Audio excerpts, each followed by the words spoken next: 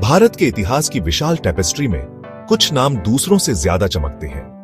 वे legend बन जाते हैं। उनकी कहानियां एक पीढ़ी से दूसरी पीढ़ी तक सुनाई जाती हैं।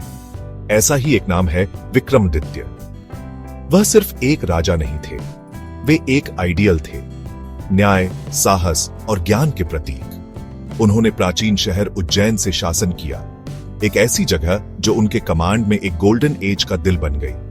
उनका युग, जिसे विक्रम संवत के नाम से जाना जाता है, आज भी हिंदू कैलेंडर में उपयोग होता है, जो भारतीय संस्कृति और टाइम कीपिंग के फैब्रिक पर उनके गहरे प्रभाव का एक प्रमाण है। उनकी कहानी एक क्राउन से नहीं, बल्कि महानता के एक प्रॉमिस से शुरू होती है। एक राजा बनने का सफर कभी आसान नहीं होता। यह चुनौतियों और टेस्ट से भरा होता है। विक्रमादित्य के लिए भी रास्ता अलग नहीं था। उनका जन्म एक ऐसी दुनिया में हुआ था जिसे एक लीडर, एक यूनिफायर की जरूरत थी। कहा जाता है कि वे महानता के लिए डेस्टिन्ड थे, एक प्रोफेसी जो वाइज सेजेस द्वारा बताई गई थी। वे युद्ध की कलाएं सीखते हुए बड़े हुए, लेकिन इससे भी महत्वपूर्ण बात यह है कि उन्होंने एम्पैथी की कला सीखी। उन्होंने आम आदमी के संघर्षों को समझा, क्योंकि वे उनके बीच रहते थे। अपने लोगों से यह कनेक्शन उनके भविष्य के शासन की नींव बन गया, जिसने उन्हें एक ऐसे मोनार्क के रूप में ढाला जो सिर्फ कमांड ही नहीं करेगा, बल्कि सेवा भी करेगा। उनका उदय सिर्फ इनहेरिटेंस का मामला नहीं था, यह कैरेक्टर और कैपेबिलिटी से कमाया गया था। उज्जैन के शानदार थ्रोन पर बैठने से पहले विक्रमादित्य का जीवन एडवेंचर्स की एक सीरीज थी, जिसने उनके मेटल को परखा। लेजेंड्स उनकी सेलेस्टियल बीइंग्स के साथ मुलाकातों, फॉर्मिडेबल डीमंस के खिलाफ उनकी लड़ाइयों और डिवाइन बून्स के लिए उनकी क्वेस्ट्स के बारे में बताती है। एक लोकप्रिय कहानी बताती है कि कैसे उन्होंने शक्तिशाली वेटला का फेवर प्राप्त किया, एक स्पिरिट जिसने रिडल्स की एक सीरीज के साथ उनकी इंटेलिजेंस और रिजॉल्व को परखा। हर चुनौती जिसे उन्होंने पार किया, वह उनकी डेस्टिनी के एक कदम करीब थी। ये सिर्फ पावर के लिए लड़ाइयां नहीं थी, वे ह्यूमिलिटी, परसिवेरेंस और राइचसनेस के महत्व के लेसन्स थे, जो उन्हें राजा बनने की इमेंस रिस्पॉन्सिबिलिटी के लिए तैयार कर रहे थे, जो उनका इंतजार कर रही थी। उनका कॉरोनेशन सिर्फ एक पॉलिटिकल इवेंट नहीं था, यह पूरे किंगडम के लिए होप का एक पल था। लोगों ने उनमें एक प्रोटेक्टर देखा, एक गार्डियन जो उन्हें इनजस्टिस और टिरनी से बचाएगा। विक्रमादित्य थ्रोन पर एरोगेंस से नहीं, बल्कि अपने सब्जेक्ट्स के प्रति डीप सेंस ऑफ ड्यूटी के साथ बैठे।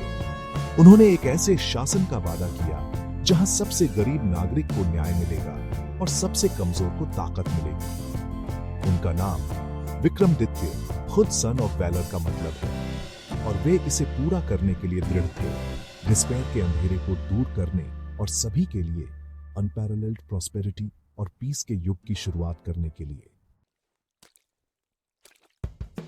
एक राजा की असली ताकत उसकी सेना में नहीं, बल्कि उसके न्याय में होती है। विक्रमादित्य इस सच्चाई को गहराई से समझते थे। उनका दरबार सिर्फ शाही आदेशों की जगह नहीं थी, यह फेयरनेस के लिए एक सैंक्चुअरी थी। वे सबसे कॉम्प्लेक्स डिस्प्यूट्स को अनमैच्ड विजडम से सुलझाने की अपनी अविश्वसनीय क्षमता के लिए जाने जाते थे। दूर दूर से लोग उज्जैन आते थे, इस बात पर भरोसा करके कि राजा विक्रमादित्य उनकी परेशानियों को सुनेंगे और एक फेयर वर्डिक्ट देंगे।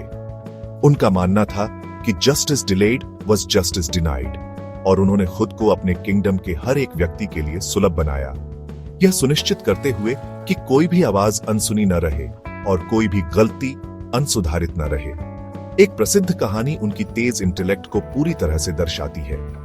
दो महिलाएं उनके दरबार में आईं, दोनों एक ही बच्चे की मां होने का दावा कर रही थी। यह एक मुश्किल स्थिति थी, जिसमें कोई स्पष्ट सबूत नहीं था। जबकि उनके मंत्री हैरान थे, विक्रमादित्य ने एक शॉकिंग सॉल्यूशन प्रस्तावित किया।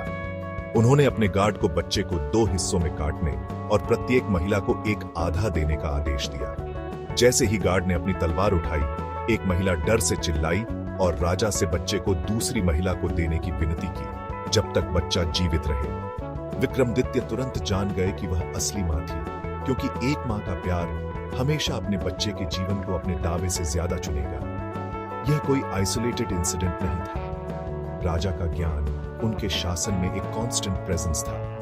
वे अक्सर एक कॉमनर के रूप में भेष बदलकर रात में अपने शहर की सड़कों पर चलते थे। इससे उन्हें अपने किंगडम की वास्तविकता को फर्स्ट हैंड देखने में मदद मिली। वे अपने लोगों के अनफिल्टर्ड थॉट्स को सुन सकते थे, उनकी खुशी को समझ सकते थे और उनके दर्द को महसूस कर सकते थे। इस प्रैक्टिस ने उन्हें ग्राउंडेड रखा और यह सुनिश्चित किया कि उनकी पॉलिसीज उनके दरबार से मिली रिपोर्ट्स पर आधारित नहीं थी, बल्कि उनके सब्जेक्ट्स के रियल लाइफ एक्सपीरियंसेस पर आधारित थी। यही कनेक्शन था जिसने उनके न्याय को इतना इफेक्टिव और उनके शासन को सभी के द्वारा इतना बिलवेड बनाया। पौराणिक सिम्हासना बाटिसी या 32 टेल्स ऑफ द थ्रोन कहानियों का एक संग्रह है जो उनके न्यायपूर्ण और बुद्धिमान स्वभाव को उजागर करता है। थ्रोन को खुद मैजिकल कहा जाता था और उस पर सजी 32 मूर्तियों में से प्रत्येक विक्रमादित्य के गुण की एक कहानी किसी भी अन्य राजा को सुनाएगी जो उस पर बैठने की कोशिश करेगा। ये कहानियां उनकी मॉरल इंटेग्रिटी, मुश्किल समस्याओं के उनके क्लेवर सॉल्यूशंस और धर्म या राइचसनेस के प्रति उनकी अटूट प्रतिबद्धता के उदाहरणों से भरी है। उनका थ्रोन एक प्रतीक बन गया, एक रिमाइंडर कि असली अथॉरिटी ज्ञान और न्याय की गहरी अबाइडिंग सेंस से आती है। एक महान लीडर खुद को महान माइंड से घेरता है। राजा विक्रमादित्य का दरबार इस सिद्धांत का एक चमकदार उदाहरण था। यह नवरत्नों या 9 जेम्स का घर था, जो 9 असाधारण विद्वानों का एक समूह था जो अपने अपने क्षेत्रों में मास्टर थे। यह सिर्फ सलाहकारों का एक संग्रह नहीं था, यह एक इंटेलेक्चुअल पावर हाउस था जिसने युग की कल्चरल और साइंटिफिक एडवांसमेंट्स को बढ़ावा दिया। राजा ज्ञान को सबसे ऊपर मानते थे और उन्होंने एक ऐसा वातावरण बनाया जहां कवि, वैज्ञानिक, चिकित्सक और कलाकार फल फूल सकते थे और किंगडम की ग्लोरी में योगदान कर सकते थे। उनका दरबार सीखने का एक बीकन बन गया जो सब कॉन्टिनेंट के सभी कोनों से टैलेंट को आकर्षित करता था। इन 9 रत्नों में अमर कवि कालिदास भी थे, जिनके शाकुंतला और मेघदूता जैसे कार्य आज भी संस्कृत साहित्य की मास्टरपीस माने जाते हैं। ब्रिलियंट एस्ट्रोनॉमर वराहमिहिर थे, जिन्होंने ज्योतिष और गणित के क्षेत्रों में महत्वपूर्ण योगदान दिया। एक और रत्न धन्वंतरी थे, जो प्राचीन भारतीय चिकित्सा प्रणाली आयुर्वेद में एक पायनियर थे, जिनके ज्ञान ने लोगों के स्वास्थ्य और भलाई को बेहतर बनाने में मदद की। इन विद्वानों में से प्रत्येक ने दरबार में एक अद्वितीय ब्रिलियंस लाई और उनकी सामूहिक विजडम ने राजा को राज्य, कला और विज्ञान के मामलों में मार्गदर्शन किया। नवरत्नों की उपस्थिति से पता चलता है कि विक्रमादित्य का अपने किंगडम के लिए विजन मिलिट्री स्ट्रेंथ और पॉलिटिकल स्टेबिलिटी से परे था। वे एक ऐसा समाज बनाना चाहते थे जो कल्चरली रिच और इंटेलेक्चुअली एडवांस्ड हो। उन्होंने डिबेट्स को प्रोत्साहित किया, रिसर्च को स्पॉन्सर्ड किया और विद्वानों का सम्मान किया, यह समझते हुए कि एक किंगडम की असली वेल्थ उसके ज्ञान और क्रिएटिविटी में निहित है। इन महान माइंड्स के बीच सहयोग से साहित्य, खगोल विज्ञान, चिकित्सा और कई अन्य क्षेत्रों में अविश्वसनीय प्रगति हुई। सीखने का यह गोल्डन एज राजा के पैट्रोनेज और इंटेलेक्चुअल परस्यूट्स के प्रति उनके गहरे सम्मान का सीधा परिणाम था। नवरत्नों की कहानियां और रचनाएं विक्रमादित्य की विरासत का एक अभिन्न अंग बन गया। उनका काम शाही दरबार तक ही सीमित नहीं था, यह पूरे देश में फैल गया, जिससे आम लोगों के जीवन को समृद्ध किया गया। कालिदास की कविताएं गांवों में सुनाई जाती थीं, वराहमिहिर की खगोलीय गणनाएं किसानों को उनकी फसलों में मदद करती थीं और धन्वंतरी के चिकित्सा उपचारों ने अनगिनत जीवन बचाए। राजा समझते थे कि ज्ञान को मानवता की सेवा करनी चाहिए। ऐसे ब्रिलियंट दरबार को बढ़ावा देकर विक्रमादित्य ने सुनिश्चित किया कि उनका शासन न केवल प्रॉस्परस था, बल्कि एनलाइटेंड भी था। हम आज भी हजारों साल पहले रहने वाले राजा के बारे में क्यों बात करते हैं? जवाब आसान है। विक्रमादित्य की विरासत सिर्फ ऐतिहासिक तारीखों या जीते हुए क्षेत्रों के बारे में नहीं है, यह टाइमलेस वैल्यूज के बारे में है। वह आइडियल रूलर का प्रतिनिधित्व करते हैं, एक ऐसा व्यक्ति जो शक्ति को करुणा के साथ, अधिकार को न्याय के साथ और महत्वाकांक्षा को ज्ञान के साथ जोड़ता है। उनकी कहानियां हमें सिखाती हैं कि असली लीडरशिप लोगों की सेवा करने के बारे में है, उन पर शासन करने के बारे में नहीं। एक ऐसी दुनिया में जहां ये गुण अक्सर मिलना मुश्किल होते हैं, विक्रमादित्य की लेजेंड एक शक्तिशाली और प्रेरणादायक रिमाइंडर के रूप में काम करती है कि एक लीडर को कैसा होना चाहिए। उनके अच्छे कर्मों और जनता केंद्रित निर्णयों ने एक लास्टिंग मार्क छोड़ी। उन्हें व्यापार को बढ़ावा देने, सड़कों और नहरों जैसे इंफ्रास्ट्रक्चर के निर्माण और यह सुनिश्चित करने का श्रेय दिया जाता है कि किंगडम की धन संपत्ति का उपयोग उसके नागरिकों के कल्याण के लिए किया जाए। उन्होंने एक ऐसी शासन प्रणाली स्थापित की जो निष्पक्ष और कुशल थी, जहां योग्यता को पुरस्कृत किया जाता था और भ्रष्टाचार को दंडित किया जाता था।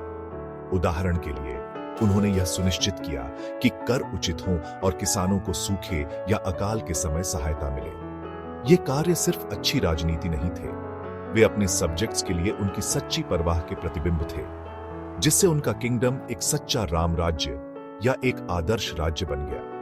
उनके जीवन से मिले सबक आज भी उतने ही प्रासंगिक हैं जितने सदियों पहले थे। न्याय पाने का उनका तरीका, ज्ञान पाने में उनकी विनम्रता और एडवर्सिटीज के सामने उनका साहस ऐसे गुण हैं जिनसे हर कोई, सिर्फ नेता ही नहीं, सीख सकता है। दो माताओं की कहानी हमें एम्पैथी और स्पष्ट से परे देखने के बारे में सिखाती है। भेष बदलकर चलने की उनकी आदत हमें वास्तविकता से जुड़े रहने के महत्व के बारे में सिखाती है। नवरत्नों के प्रति उनका सम्मान हमें सहयोग की शक्ति और एक्सपर्टीज को महत्व देने के बारे में दिखाता है। उनका जीवन एक गाइड है, नैतिक और प्रभावी जीवन जीने के लिए एक मैनुअल है। निष्कर्ष में, राजा विक्रमादित्य एक ऐतिहासिक व्यक्ति से कहीं ज्यादा है। वह एक इटर्नल रोल मॉडल है।